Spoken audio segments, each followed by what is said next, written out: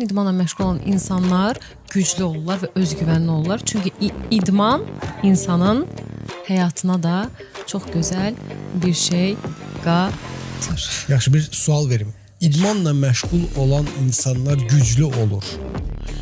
Nədə? Fiziki olaraq mı?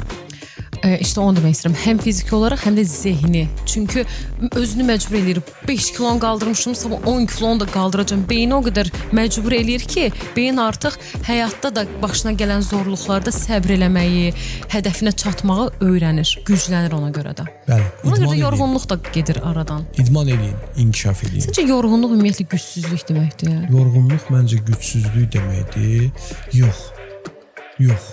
Yox. Yox. Gücün tükənir axı bir yer. Yox, gücün bax, əgər o güc potensialı sənin daxilində varsa, sənin yorğun olmağın o demək deyil ki, sən gücsüzsən. Sən sadəcə olaraq yorğunluğu bəhanə eləyib